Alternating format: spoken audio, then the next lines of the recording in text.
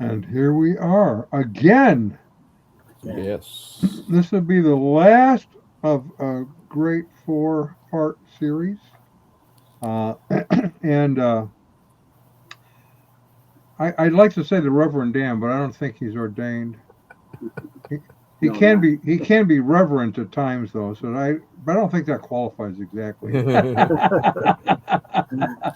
We- Okay, Dan, you want to take us away? Absolutely. Yeah, ready to start here. Um, Truth meets tension, right? This is Mhm. the now the fourth uh, class, and I want to start with just a little bit of review. I'll pick up where we left off.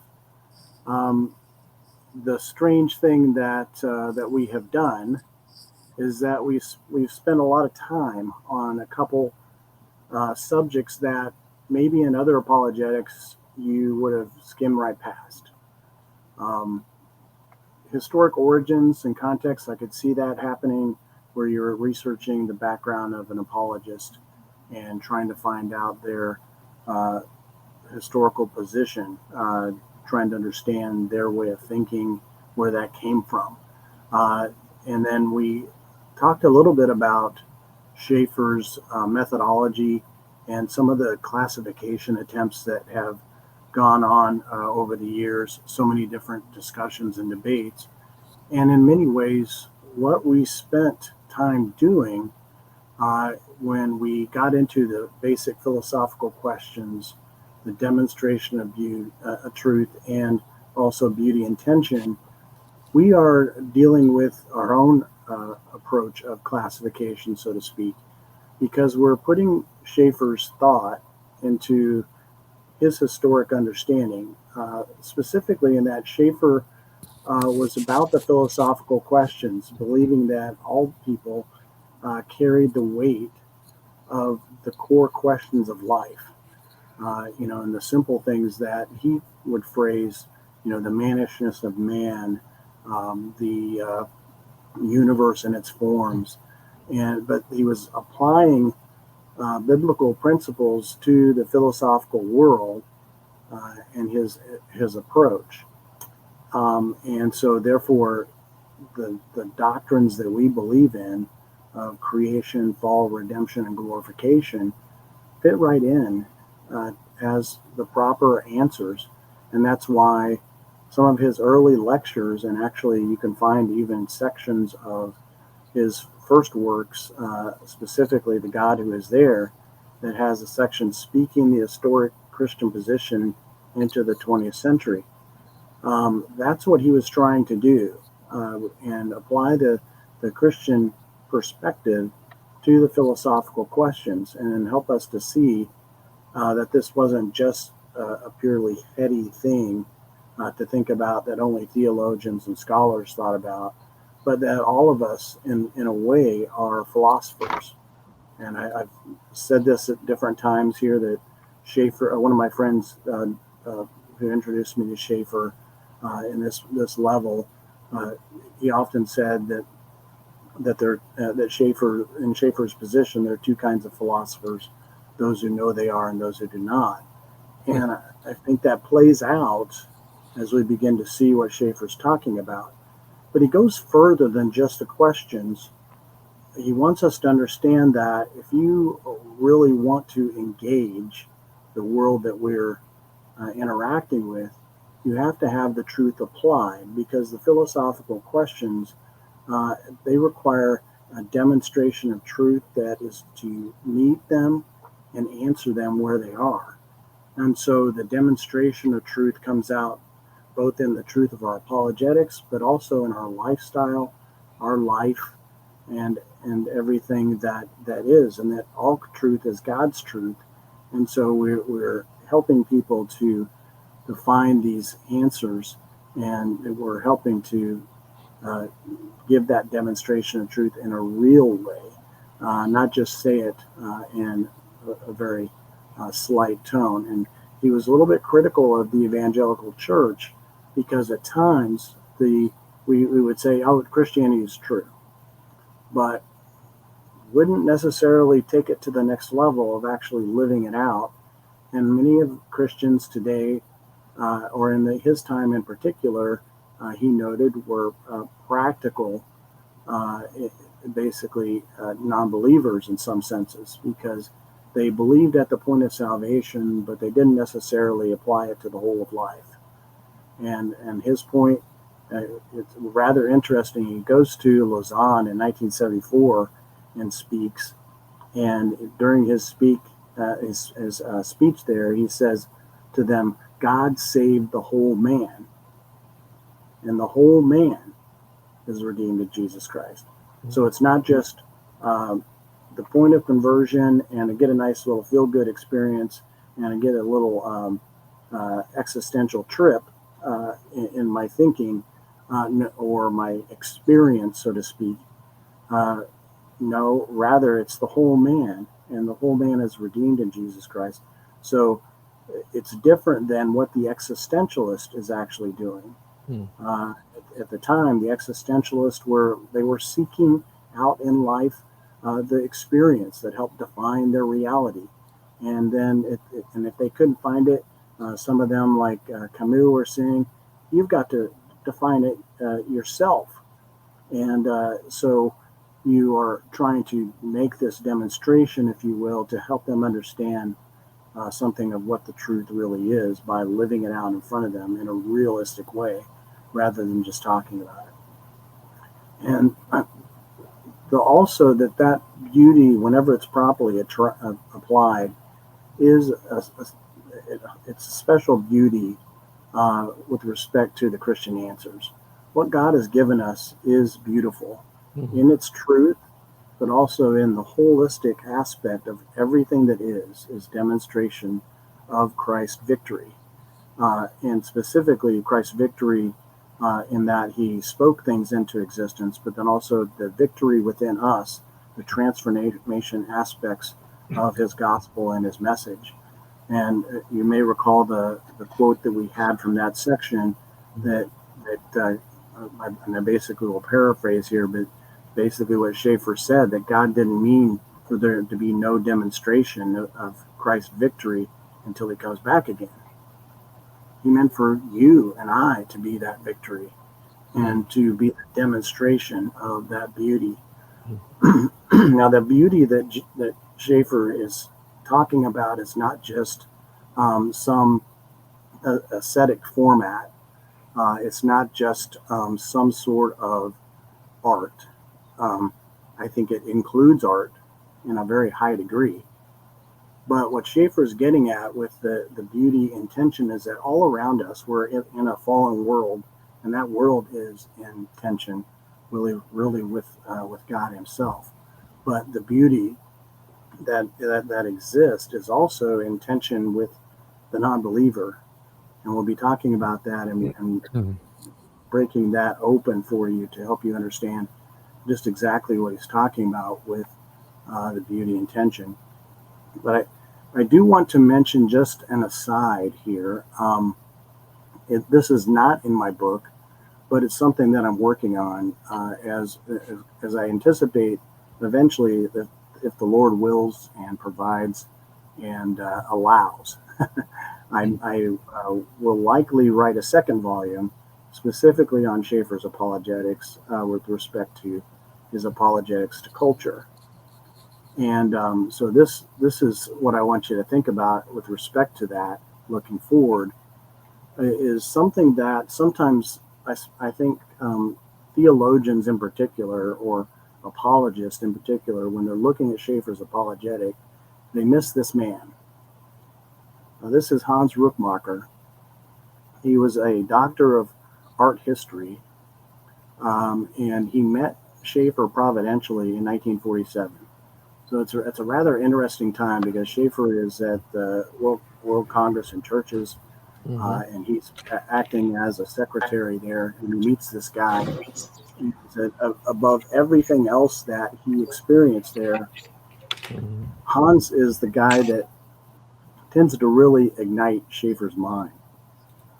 In particular, because Schaeffer, had done that tour really of Europe and began to be engaged by all these different things, and seeing the art and seeing culture and seeing these differences, the two really became close peers and friends. And Edith, in her book, The Tapestry, mentions that Rookmaaker was a little bit, so we would say arrogant, but he was still a student at the time. He was a little bit pompous. Maybe that's not the best word, but he was a little bit just excited about his position, and he felt like, hey, you and I can really talk, but I don't know if these other guys really truly understand. And so, but what we find though is that they begin to work together, and they eventually. He's part of the formation of the early foundation of L'Abri.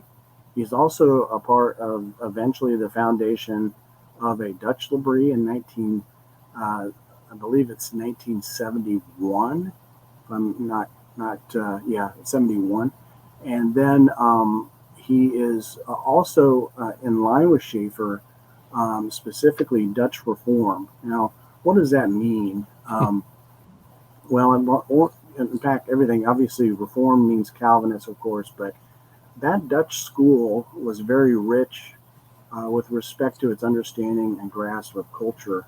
And so we're thinking about guys like Dewey Weird. We're thinking about guys that are really steeped in their understanding of life and the analysis thereof. You're thinking about some real heavyweights as you go further back with respect to Dutch Reformed theology.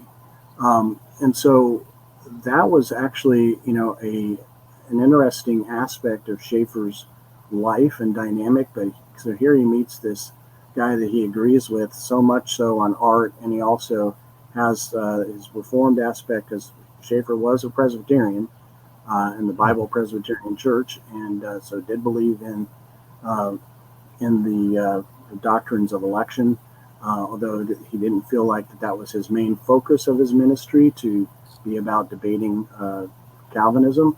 But he was very, very intrigued with Rookmaaker, and they really understood each other on so many different levels. So they differed on some of the people on certain respects of even Dutch Reformed, even on Dewey Weird. It's noted that some scholars have pointed that out.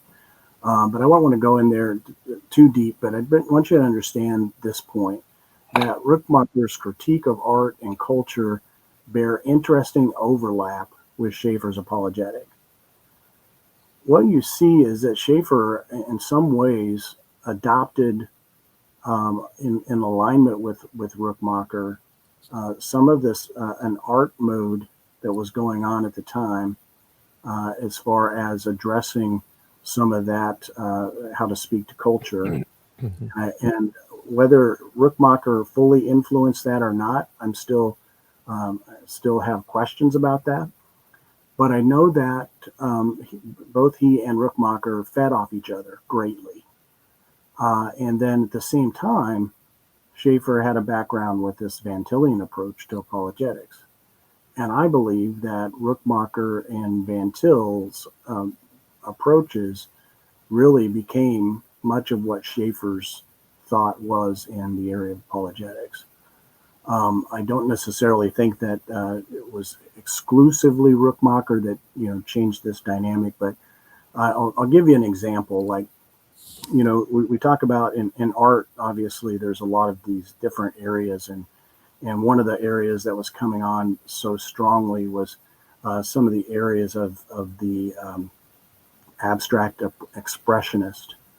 Okay, and so you have abstract expressionism coming in, and they're painting things in the abstract. They're all about the explorations of the mind rather than the physical realities. And so there's so much about that, but in a way, it's depicting something of a degradation of reality. And so in response to that, many scholars, and actually even some artists, were going against that thread. And one of them that is rather interesting, I talked about Sylvester Jacobs and his photography at L'Abri. Well, Hans Rookmaaker introduced Sylvester Jacobs to Cartier-Bresson, which is a very famous photographer who was basically working against that mode of abstract expressionism by formulating really technical, analyzed art. He was capturing specific technique and angles, and so much so about his composure of a depiction of that he was capturing at the moment, the special moment that he pushed the button on his shutter. And so, why is all that important? Well, this movement is still alive today in art in some other ways, but it is still there in some respect. It's changed substantially. But what we find is that when Sylvester, for example, having had exposure with Cartier-Bresson, but also Rookmaaker, he took that approach and basically began to realize that, okay, let's put it in the right context. The biblical context is that I'm actually taking a picture of something of God's work, God's providence, God's art. And, of course, you have Edith speaking to him about art. You have Schaeffer speaking to him about the art. And he's mulling all this together. And he never claimed to be a theologian, but he has these deep thoughts and understandings about what I'm supposed to do as my calling. My calling is to capture something of this art that God has made. And in a very real way, he's described it sometimes as capturing something of grace. I've framed it really as that it's a glimpse into a specific mode of providence. But he would take these pictures, and these pictures would be so well formed that it looked like he posed everybody.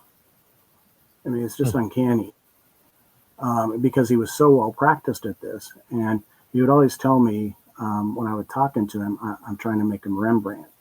And he's trying to do that with his camera.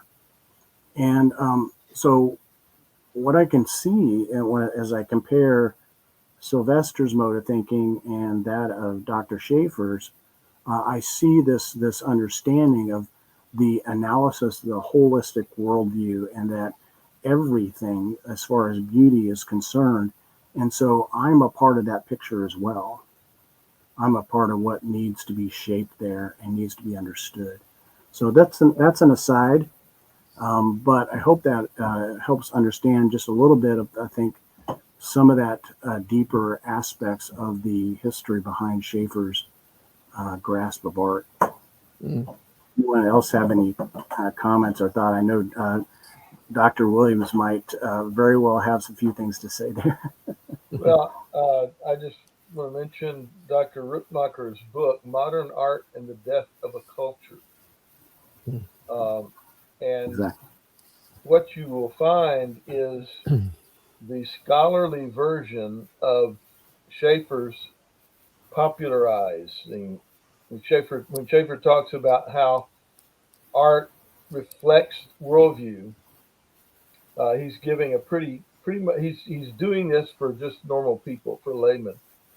If you want the scholarly version of what Schaeffer does, talking about art and artists, you go to Rookmaaker. And the book is Modern Art and the Death of a Culture. It is full of illustrations. It is probably out of print, but I'm sure you can find copies of it on Amazon floating around.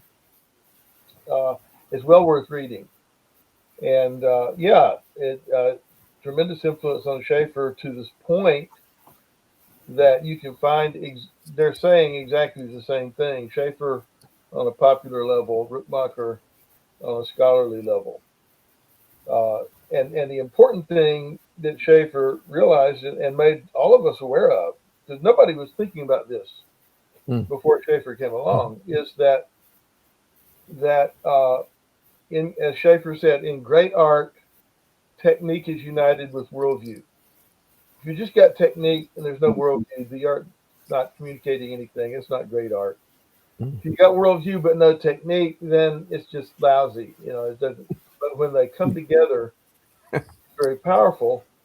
And Schaeffer would talk about how music, painting, drama, literature, all the arts are basically showing you what happens when a culture gives up its faith in God as the source of meaning, Right. Mhm. and people try to find meaning in their own heads, or as Schaeffer would put it, in the upper story elite. Hmm.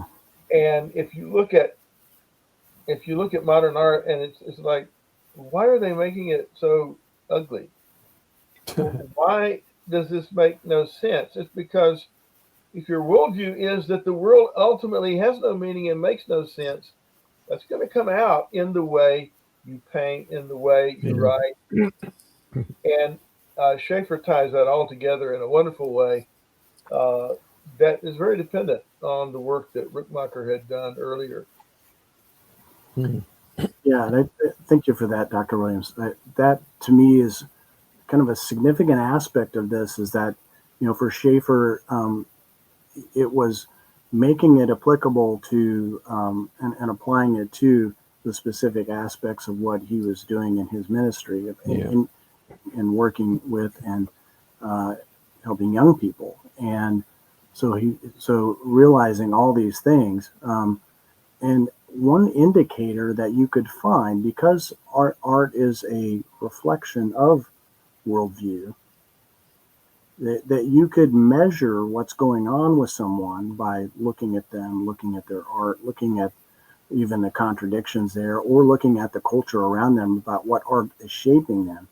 So you're not completely blind to this conversation with them. Mm. And that begins to open up all sorts of dynamics. Yeah.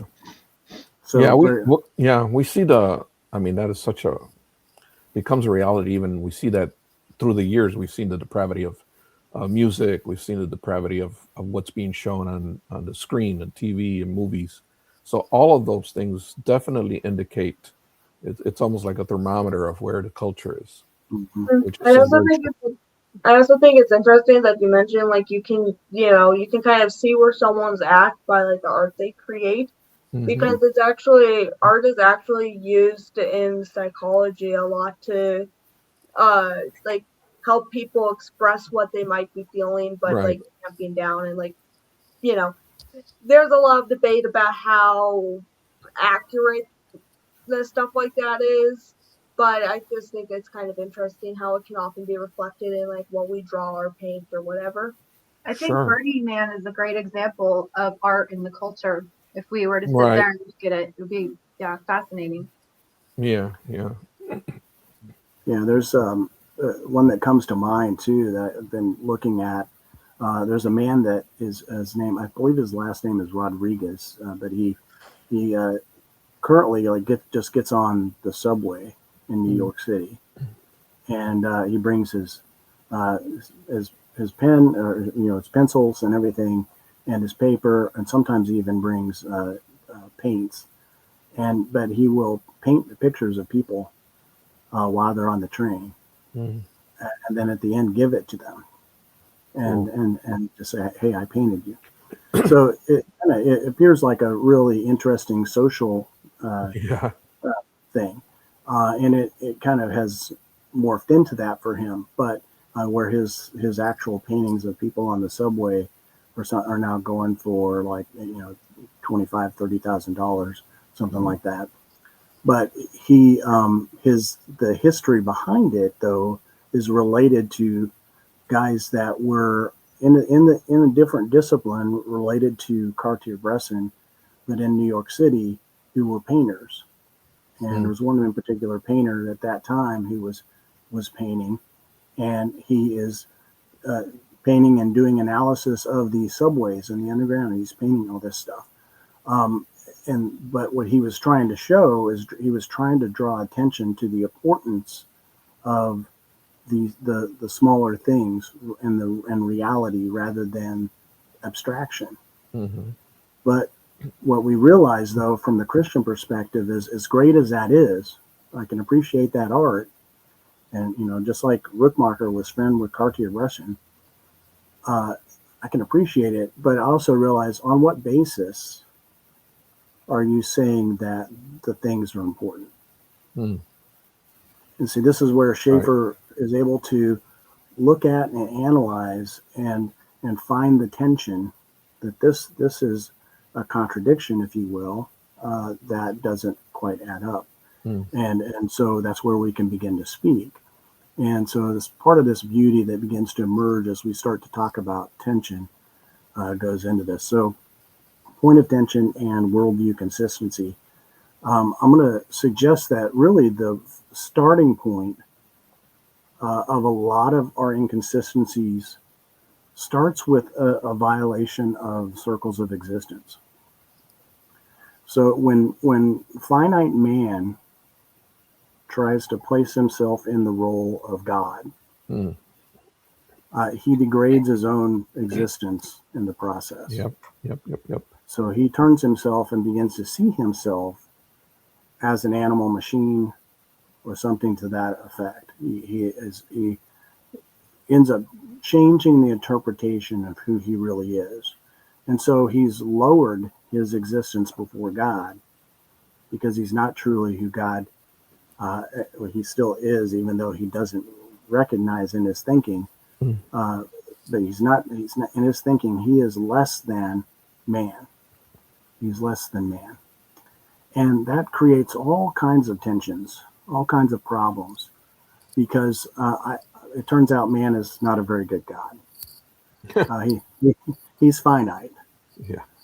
Finite man can't see and answer all of the questions, and he doesn't have those. And so that eventually brings us into how Schaeffer describes it here, is that the non-Christian man cannot be consistent.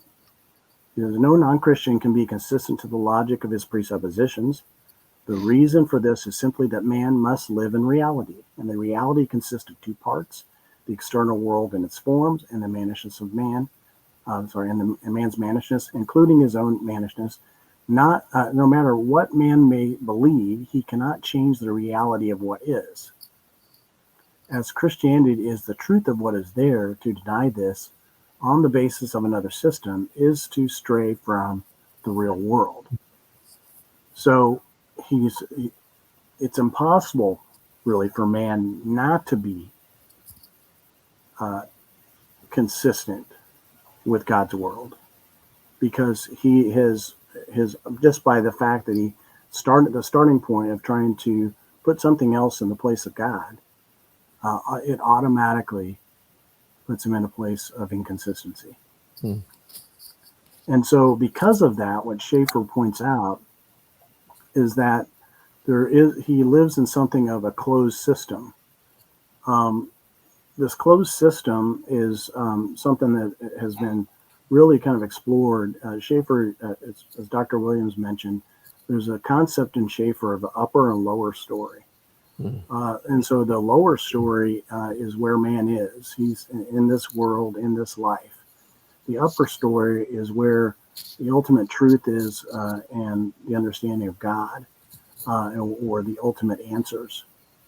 And by closing himself off to the material world, then Schaeffer points out that he is kind of trapped in a box, if you will, in this system. So the source of man's inconsistency is that he has enclosed himself in a closed system that has no access to the upper story answers. So he can't get there because the answers are beyond him. He's looking for the universal answers to all these questions. Where did I come from? Where am I going? How do I explain man's dilemma? Why is there evil in the world? Why are all these things happening? And where am I going? And what happens after I die? And he has no answers, and he can't find any real answers that are going to sustain him in that closed system. And so what begins to be mapped out is this area of a pole of two consistencies. What Schaeffer talks about, that he's naturally being pulled from the real world, the external world, and himself. and the logical conclusions of his own non-Christian presuppositions. Mm-hmm. So in Schaeffer's words here, every person has the pull of two consistencies, the pull towards the real world and the pull towards the logic of his system. So he's being stretched constantly by the testimony of the real world, the testimony of the world, and actually himself.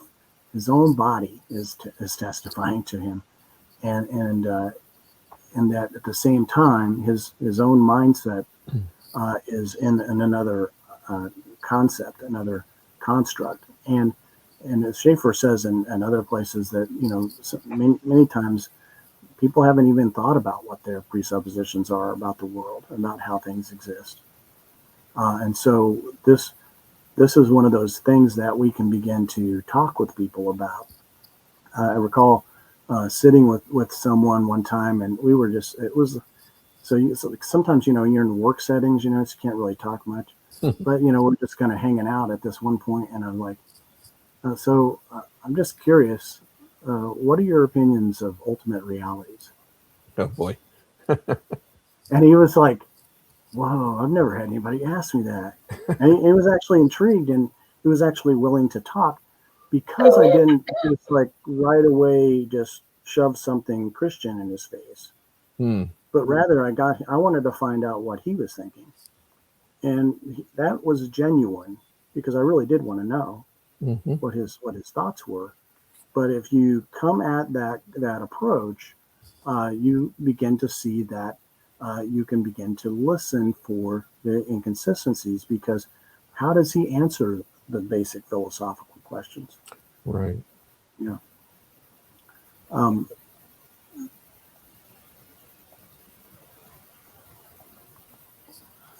So there's basically what Schaeffer calls a continuum, because we have said this, that every person, however intelligent or lacking in intelligence, has stopped somewhere along the line towards the consistent conclusion of his own position. Some people are prepared to go further from the real world than others in an attempt to be more logical to their presuppositions. So this is really interesting stuff. Think about this a minute. You ever had two friends that are like, one's like real extreme, and he's just like basically self-destructive, and then you have the other guy who is basically like afraid of everything. And neither one of them really have grounding for those positions, but it's just kind of they're playing off their personalities, and they are somewhere along that line. And so what Schaeffer points out, this is a chart from Mark Ryan. Mark Ryan kind of did a slight variation of Schaeffer's original chart.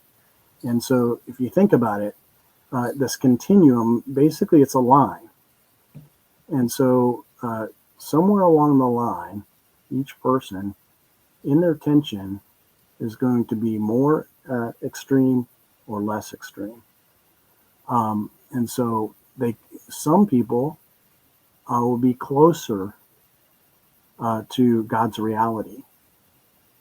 And I've actually, I've had this experience before where, I'm talking to somebody and I start talking about the things of God. It's like, I was kind of raised that way.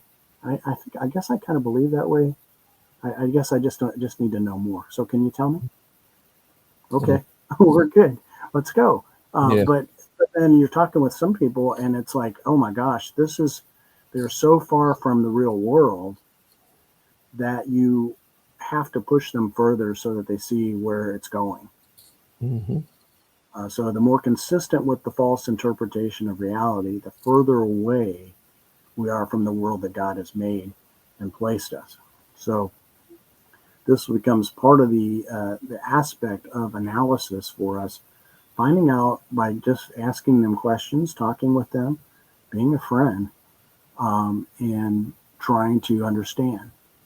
That we can begin to understand where we need to talk with them, where do we need to focus, and where should we go. And see, what you're saying is so important because many people don't even realize they have a worldview. Right.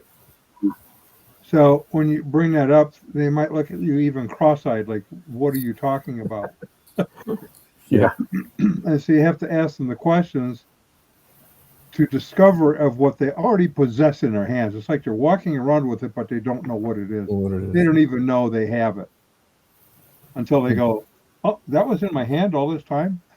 Yeah. Yeah. Yeah, it's. I think too.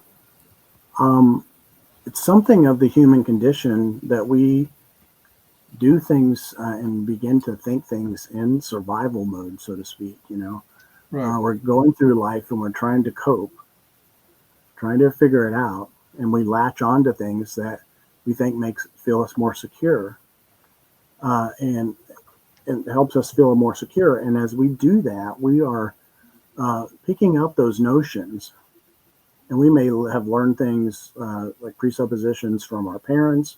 We may learn it from somebody at school, from a friend. They come from all different directions. Mhm. So our Right. worldview is a complex shape of thoughts, and sometimes we can be. What's interesting is that we can be more consistent in some areas and less consistent in others. I think my challenge too, for myself as a believer, is that I've begun to identify in areas of my life. Oh, gee, I'm not really consistent with what I believe, Mm. and so I have to deal with that as well, right? Yeah. Every now and then you run into people, or at least I think I have, not too many, but every now and then you run into somebody who has, it's caught between two worlds, you could say. They think they're Christians, or they believe they think they're Christians. Hmm. But when you look at their lives, it really makes you wonder, big question mark, because there's nothing there that shows. And then their theology is a mixture of all kinds of things that they have picked up, from different churches or places. So Right. it's a tough place to be with, because if the person doesn't believe they need a savior because maybe they're not saved at all, how do you Yeah, can't convince somebody that things are okay, that they're not okay. So that's a tough yeah, call. That's a tough call. yeah. And so that's where I think Schaeffer's going with this is that we can begin to speak to that, Yeah. and that is the troublesome thing. Um, so because this is something that Schaeffer says is so startling here. If you really take heart what he's saying, if the man before you were logical to his non-Christian presuppositions, you would have no point of communication with him. Exactly. It would be impossible to have communication if he were consistent. But in reality, no one can live logically according to his own non-Christian presupposition. And consequently, because he is faced with the real world and himself, in practice, you will find a place where you can talk. He would not be where he is, suspended between the real world and the logical conclusions of his presuppositions if he Hmm. were consistent. Hmm. And to the extreme, he would probably take his own life Yeah. because you realize the futile aspects of not having answers. Right. It's a very scary place, and we have to be mindful of that, Hmm. especially as we're talking and as we begin to also point things out. And so, what Schaeffer begins to elaborate on is um, that this whole thing is part of the connection of analysis. So here's the conclusions. No non-Christian can be fully consistent with the real world that God has made. No matter what man believes, unless he believes the truth, he cannot be consistent. Since a non-Christian cannot be consistent with the real world, he is at odds with it. Mm. And the non-Christian cannot live in the world they believe in because it's not livable, Right. ultimately, if they were consistent. Right. And so what happens is that he begins to try to deal with it in various ways. And I tend to classify him like this as in Schaeffer's thought. He doesn't always get as distinct as this, but pessimism and leaps. He does specifically in his book, How Shall We Then Live, in particular, uh, in the video format. So you'll find sometimes too when you're talking with people I think this is also an interesting dynamic for us, especially as apologists, that this is so insightful. If he will either be pessimistic, or if he's more optimistic, he will take an irrational leap. So think about examples of this. So pessimism. Well, maybe if I'm just a cold scientific approach. Man came here by accident. And supposedly I have to be comfortable with that. And he's going somewhere, but at any moment, an asteroid could hit the planet, and we'd all be done for. Yeah. It's rather cold and mechanical. It's isolated. I can't because the only answers are inside my universal box here, and there is no room for anything greater. No higher power, no God, none of that mystical stuff. No. It's just the mechanical, cold ice of existence, if you will. Very, very bleak outlook. Yeah. But then on the other hand, you'll encounter people that are very much so in sort of they will take an irrational leap to try to answer some of the questions. And usually my biggest contact with people of this group usually is in the New Age movement or some of the modern approaches like that, where they are mystical in their approach, and not a true mysticism like what Christianity brings, but in an irrational mysticism, where it's I take a leap of faith to answer my questions, and it's not based on any reality, and basically I just choose to believe that. Right. Now you are seeing some, especially in this generation, have a combination of these, which is rather fascinating to me, is that they can be a little bit pessimistic, but they're irrational, and they're thinking, I just choose to believe this answer, and I don't care if it doesn't make sense because it's what I believe. And you have no right to challenge it. Right. So these positions are part of that tension dynamic, and it builds up in them because they have no way of answering them. Right. And so as we think about this, then let me just throw some answers here. It's we just kind of compare. I've got a couple of these, but this is to help show you a little bit of that dynamic that you have. Schaeffer's The Universe and Its Form. So these are the basic philosophical question, which is basically in the core questions column there, which we call creation. But where does man come from? Does man have dignity? Where did personality in man come from? So all those questions are things that we encounter. And so the Christian worldview will take it. Man was made in the image of God, therefore he has dignity from the Creator, the interpersonal Trinity. This is the origin of human personality. Wow, we've got it. Whereas you'll see in the naturalistic point of view that man's an accident, the product of chance. He's alone in the universe and creates his own dignity. Personality is a chemical accident or evolved state. Okay, mysticism. Man was created by an impersonal force. Dignity is inherent. And human personality is just part of our form. They're like, there's no mystery here. We were created by somebody with no name, and he just left us there. Alien life form came and deposited seed. Yeah. So I mean, you'll encounter these, and you realize that part of our when we ask these questions or we encounter these questions, we ask them what their worldview is, because what we're looking for is obviously in the person, we're looking for the beauty, which is actually a contrast to the despair that they hold. And then when in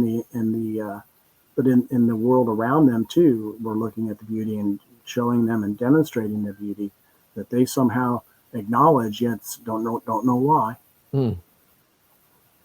The mystic is real excited about all the things, but they don't know who brought it. You can see where you have room to speak in all these little areas. Yeah. You begin to formulate understandings that actually can be quite helpful here. Mm. Let's do another one. So this one is the fall, of course. So we call it the fall, the historic Christian position. But the core questions: how do I explain man's cruelty and the problem of evil? Mm-hmm. So the Christian's view, of course, man was made perfect, yet mankind's first representative fell into sin, corrupting man from his original perfection. That's very creedal statement. But then it's now, when you think about it from the naturalistic point of view, man's an animal and still struggles with his animal tendencies. Okay, so that there's a marker. He is less than man in their point of view. The mystic will get interesting. Man is hindered by not being able to see his true spiritual reality. It sounds like Richard Rohr. Yeah, so they're wanting to jump into that. It's like, well, come with me into the upper story. I don't know. Yeah. I don't know what we're jumping into, but it's better. Yeah. You see? Yes, for sure. So we can see these contradictions and begin to speak to them, because what Schaeffer is talking about with these, the man's dilemma and the issues, is that these basic philosophical questions show up everywhere. Mm-hmm. Think about this one also, redemption. Okay, our doctrine of redemption. It's the core question: what answers man's cruelty and the problem of evil? Christian's perspective: mankind's second representative, Christ died to restore man. But the naturalistic view is, through counseling and psychology, solutions, or technology, transhumanism, man can be conditioned and rehabilitated. So we believe that we can change man from the naturalistic point of view and make him no longer an animal, or make him just a better animal, more highly evolved animal, right? The mystic is, I always find the mystics kind of interesting. Yeah. So man must escape himself to find his true self and meaning. Isn't it interesting? It's like especially we find that a lot in some of the Oriental positions of their thinking, where they believe that I don't like it here, I've got to escape. Mm-hmm. And that's where Schaeffer talks about this existential leap. It's a leap into non-reason. There's no reason backing that. They just assume that's the case. If I meditate long enough, mm-hmm. and I remove myself from the equation, basically become void, suddenly the answers will appear somehow. But the answers aren't there because there's nothing there. You've removed everything. So you can see where this all kind of self-implodes. Yeah. I got one more for you. And this is glorification. Mm. So the core question: where is man going?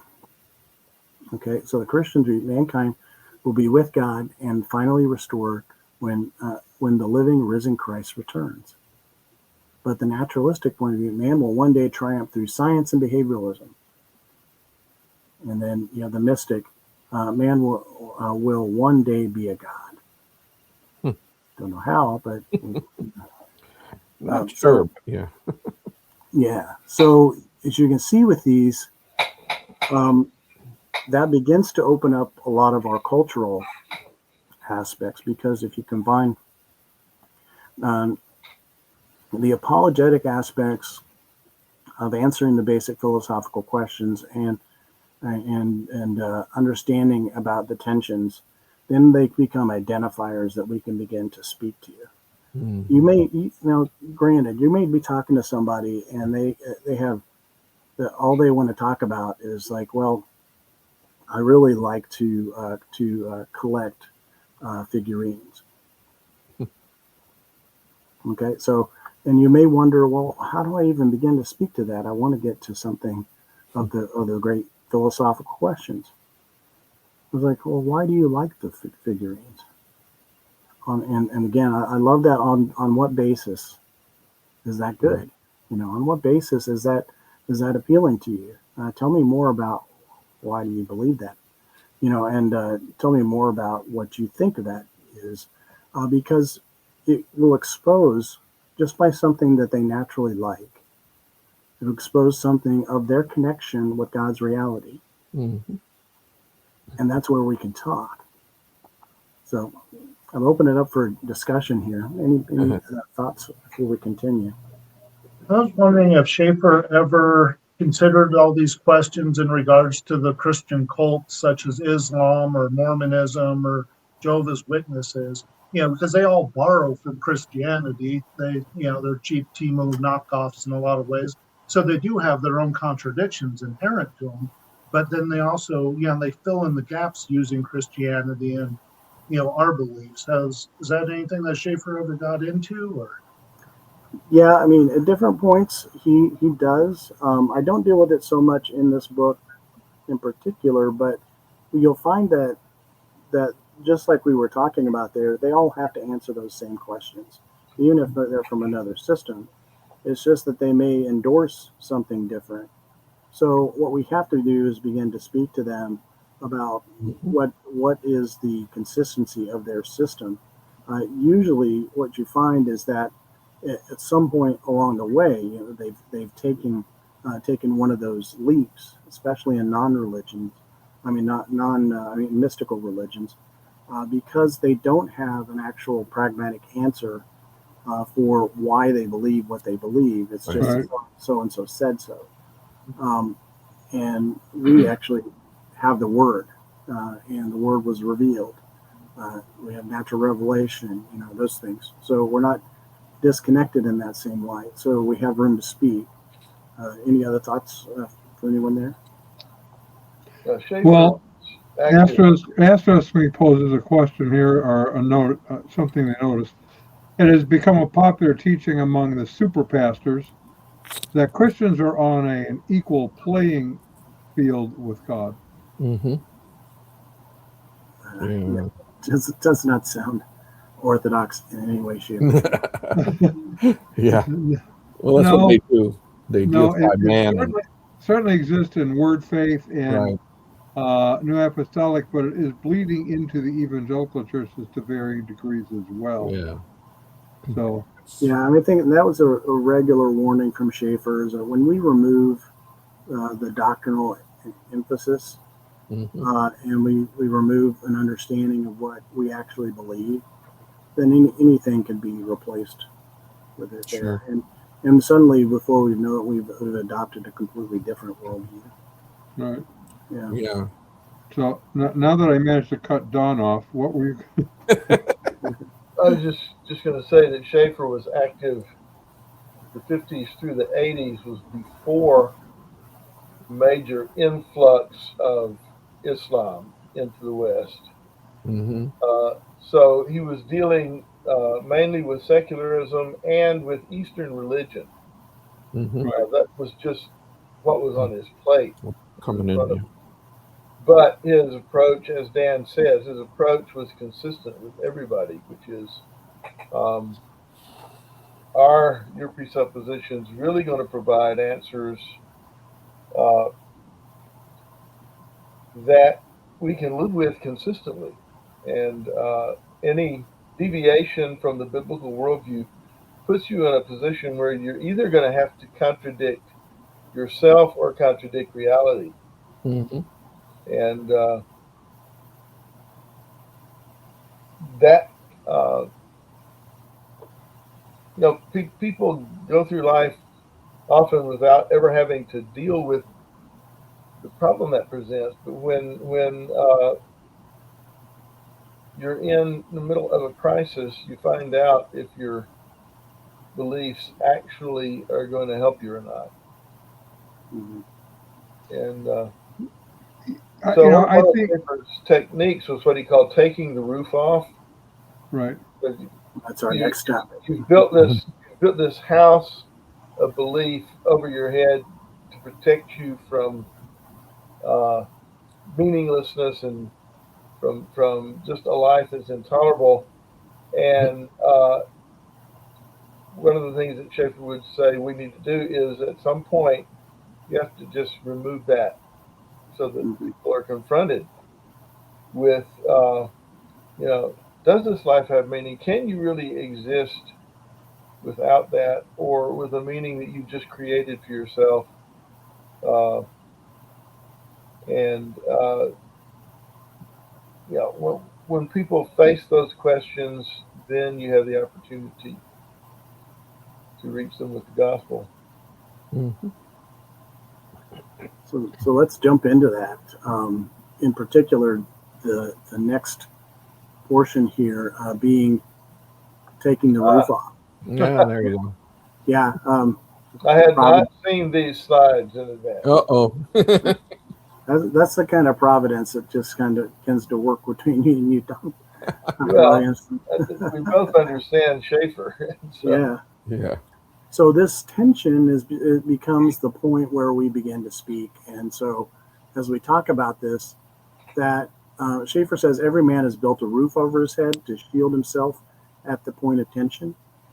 It could be one or many points, in my opinion, but Schaeffer tended to focus on kind of the central thing that was a hang-up for individuals. And sometimes he describes it as a singular point almost, because a lot of times some of the other it was sort of like a domino effect that some of the other things would fall, and the way he describes it. So with this too, then there is that roof of protection. So the roof is built as a protection against the blows of the real world, both internal and external. Mm-hmm. So his internal pains, his external world, the things that are going on, the consequences of his own non-Christian presuppositions are beating down on him, or going to beat down on him. There will be a point of tension, even if they appear to have everything right. In human relationships, a lot of times, is one of the big areas that it strikes for everybody. And so that could be our areas there. So it says, man today seeks to deflect the tension by saying he is no more than a machine. But if we were no more than a machine, we could find no difficulty in proceeding step by step down the line of the logical conclusion of the non-Christian presuppositions. Man is not a machine, however, even if he says he is. So again, it's like we're getting at that treating people as human beings created in the image of God, even as we speak to them, and he is not nothing. He is not a machine, and even if he tries to say that he is. And so the individual will feel this tension in different ways. With some it will be beauty, with some it will be significance, with some it will be rationality, and with some it will be the fear of non-being. And I would say that this changes in every generation. There's always some new thing, some new thing that hang up that could be a part of this. And we have to begin to analyze and understand what that point of tension is, so that we can begin to remove that roof and allow the real world to hit them, so that they can actually experience something of their loss. Now, this thing seems a bit cruel, but this is what Schaeffer says about this. When we have discovered, as well as we can, a person's point of tension, the next step is to push him toward the logical conclusions of his presuppositions. Now, so there's the point of tension, but there's also this pushing. And Schaeffer is very clear on this, to be very sober about this. And I always depict it kind of like this. This is my view of the cliff that we're showing them.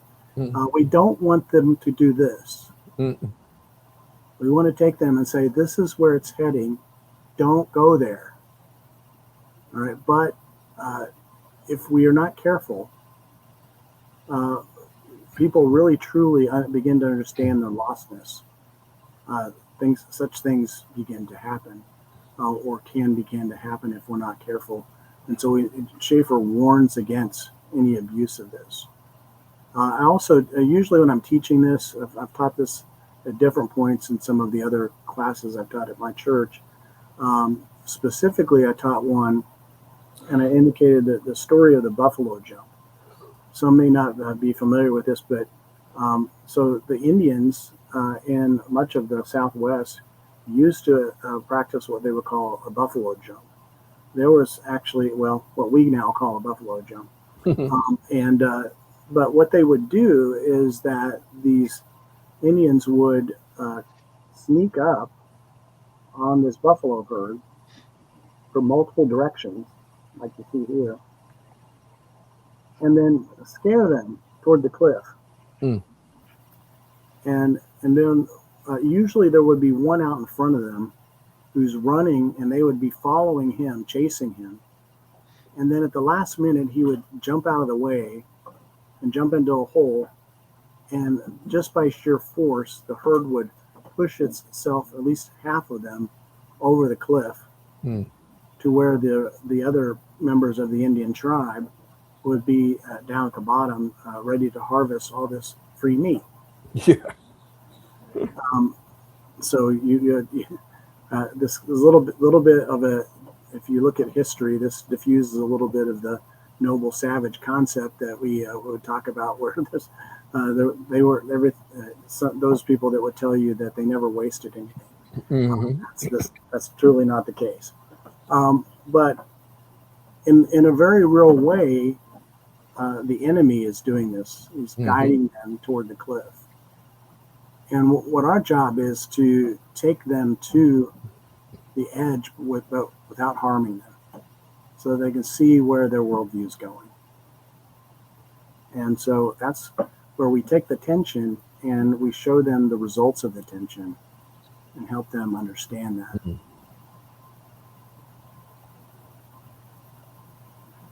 And so Schaeffer always provides this warning. He says, as I seek to do this, I need to remind myself constantly that this is not a game I'm playing. If I begin to enjoy it as a kind of intellectual exercise, then I am cruel and can expect no real spiritual results. As I push the man off his false balance, he must be able to feel that I care for him. Otherwise, I will only end up destroying him. And the cruelty and the ugliness of it all will destroy me as well. Merely to be abstract and cold is to show that I do not really believe this person to be created in God's image and therefore one of my kind. Pushing him toward the logic of his presupposition is going to cause him pain. Therefore, I must not push him any further than I need to. So this is Schaeffer's warning, and think about what he's saying here, specifically with that being abstract and cold, and why he doesn't advocate that citadel mentality where I'm lobbing rocks over the wall, trying to destroy arguments. You know, you always see these videos on YouTube and some of the other different hosts that, you know, Christian destroys the arguments, you know, and it's like, let's not be that way, because that's not what is most effective. They are truly created in the image of God and are actually acting in contrast to that. And we need to respect what God has created. And that can be a difficult thing in these days, but it still needs to happen. And so Schaeffer says the whole purpose is not to make them admit that we are right in some personally superior way, nor to push their noses in the dirt, to make them see their deeds so that they will listen to the gospel. And, you know, even at times too, you know, you may take blows or even get certain things wrong. And I think that's huge in understanding that you gain a lot of ground by that humility, by making sure that we are being sensible in this pursuit of helping them. So Schaeffer, in this scope, what we're looking for is a place where they will bow. And Schaeffer analyzes it like this. He says 3 bows: that man must bow as a creature, meaning that man must admit that he is not autonomous. He's not just purely functioning on his own, but there is a creator. Man must bow morally, must admit that he has true moral guilt, and he has broken moral absolutes. And then a man must bow in the area of knowledge. Man must accept God as a source of truth and adopt his truth. Thus, man must accept Christ as Redeemer, Christ plus nothing, Schaeffer says. You say, well, some people might accuse Schaeffer of making things too complicated here. Why not just accept Christ as Savior? Well, like I said, people came to L'Abri at times, and they accepted Christ as Savior, but didn't know that whether God exists or not. That contrast should be huge to us, and realizing that the whole message has to be about bringing people to the proper state of who they are as a creature, and that as a creature they have to begin to understand that the answer to man's dilemma is to bow morally before God and accept his answers and accept his Redeemer. And that becomes so significant. Christ plus nothing. Amen. And if we find the man ready to receive Christ as Savior, then by all means we should not talk about presuppositions, but tell him the glorious good news. You may still talk about presuppositions afterwards if you want to get things Sure. because they may carry with them some other things. But Schaeffer talked about just had people that he's encountered where they were ready to hear the gospel. God had already brought them to what they needed, because the seeds have been planted elsewhere. The testimony of creation, the testimony of themselves. Interesting read sometime. You want to read about some of the dynamics of some of the Schaeffer's questions and answers and the way he dealt with them. Read his there's a book about his letters, Schaeffer's letters, and he answers like all of the common stuff that you would encounter today. People writing to him, hey, I'm homosexual. Can I live with this girl? And he has to answer these kind of questions. I don't know if God exists. How do I even begin to explore this? And I mean, Schaeffer would unpack all these wild questions and answer them in a very gracious way, and then also invite them to come and stay at times too. So I have one more brief section, but I want to take time to discuss a little bit of that, applying that, taking the roof off. What are your thoughts on that?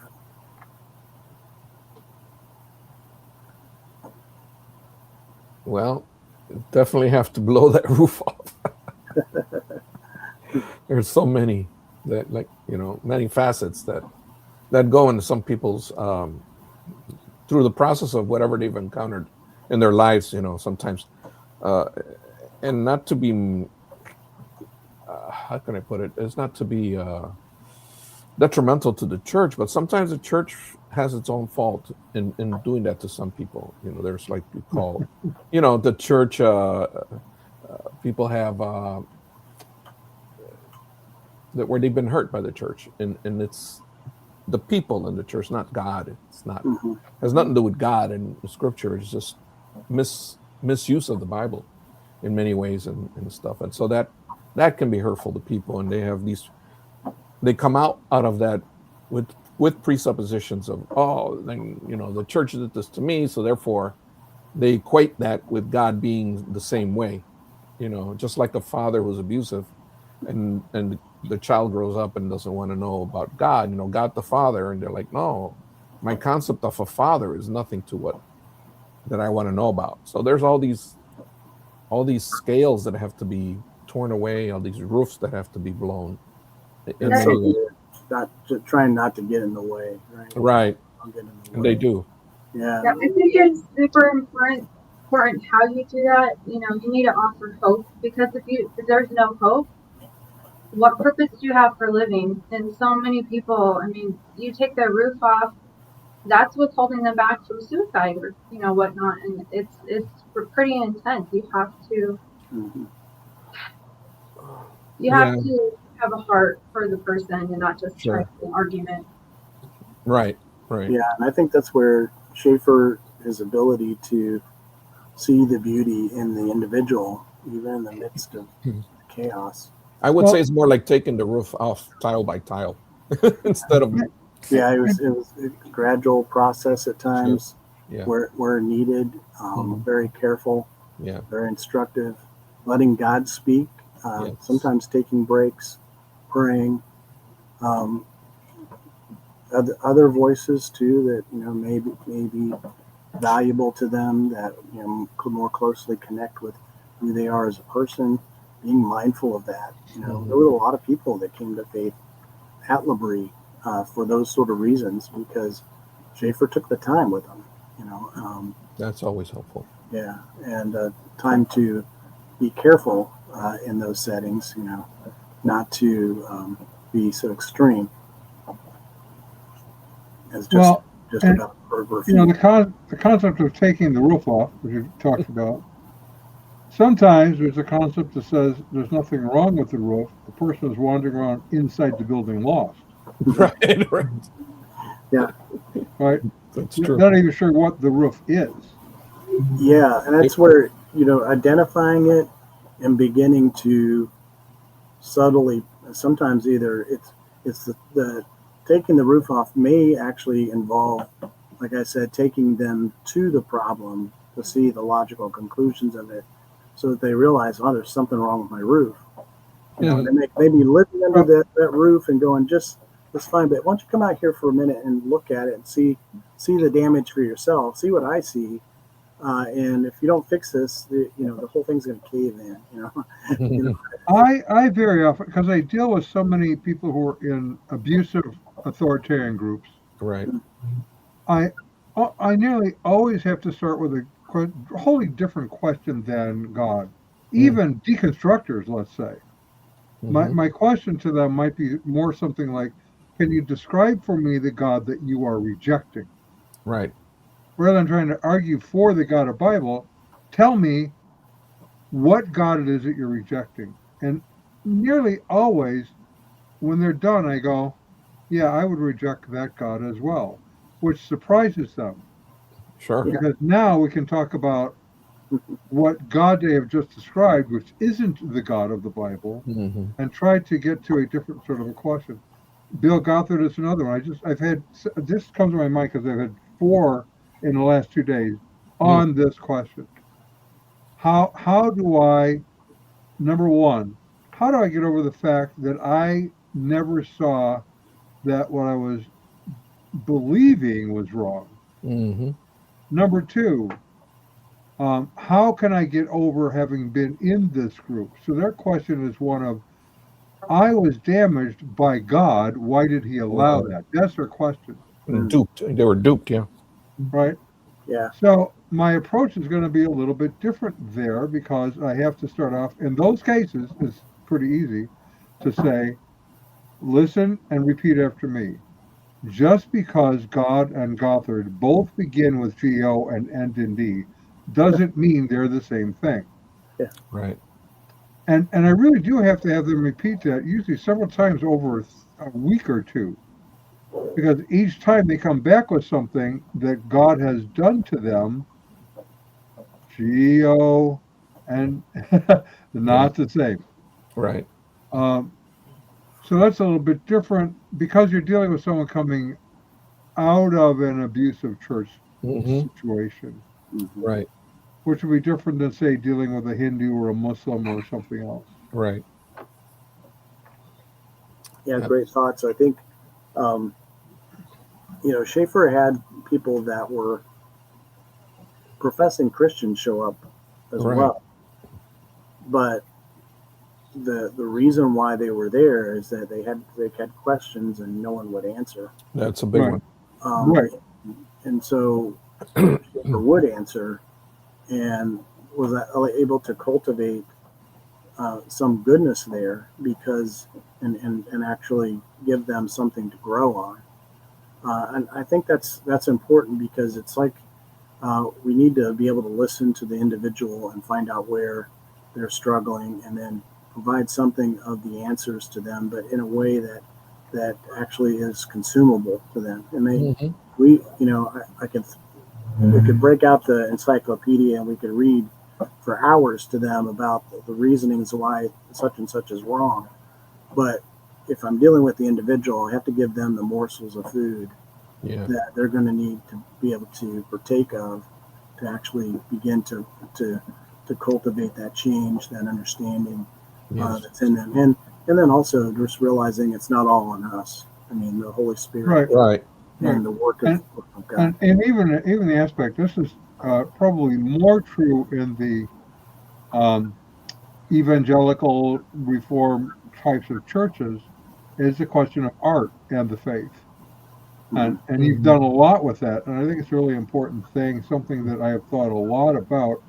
I know Cornerstone Festival used to have whole huge displays of art, and I was fascinated by that because it was bringing an element of the faith to my attention that was lacking in the kinds of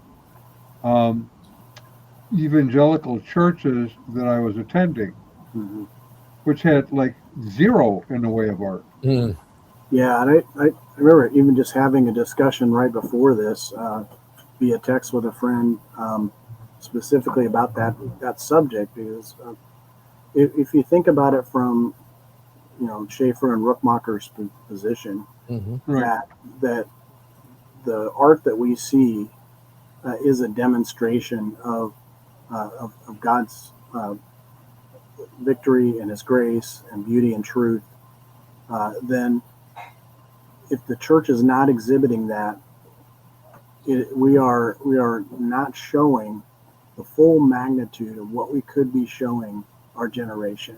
And because realize that from their point of view too, is that the barometer, as when they look at the secular world and its art, they see sometimes even in its magnitude and also in its destructiveness, they can see that it's conveying the same worldview.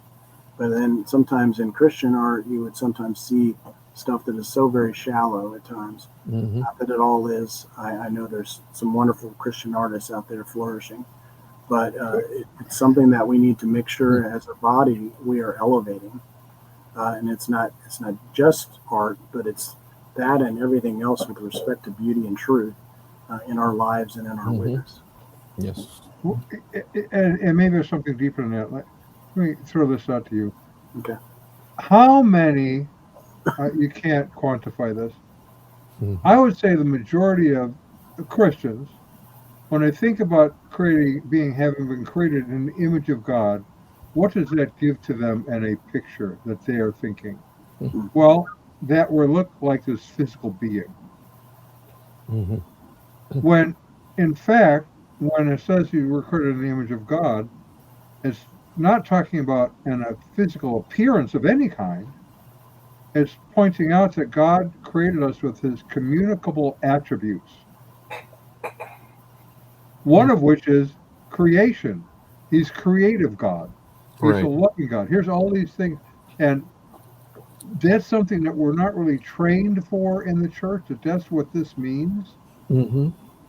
And I think Schaeffer picked that up in his way. That's really where he's going is, here's the communicable attributes of God that we can put on display for the world and help them to understand what the Christian life is about. Exactly. Yeah, I think you said it well. Very true. Well, let me jump into the last segment here because we're obviously getting close on time, but this one is very short. And this is what Schaeffer calls the final apologetic. It's really in two verses here. The specific verse here is from John 13:33 through 35. So, little children, yet a little while I am with you. You will seek me, and just as I said to the Jews, So now I also say to you, where I am going, you cannot come. A new commandment I give to you, that you love one another, just as I have loved you. You also are to love one another. And then here's the important line that Schaeffer points out. By this, all people will know that you are my disciples, if you have love for one another. Mm-hmm. And so that's the testimony of the first sign, that love for one another is a demonstration of Christ and our unity. But he says also in um, John 17, which is considered Jesus's pastoral prayer, he says, I do not ask for these only, but also for those who will believe in me through their word, that they may all be one, just as you, Father, are in me, and I in you, that they also may be in us, so that the world may believe that you have sent me. Mm-hmm. For Schaeffer, the final apologetic is that our oneness is a demonstration of us being in Christ, but then also that as we are one, being made one by the Father, so that the world may believe that he was sent by the Father. So it's Christ actually imparting something of a prayer for us on our behalf, of our unity being a demonstration of his validity.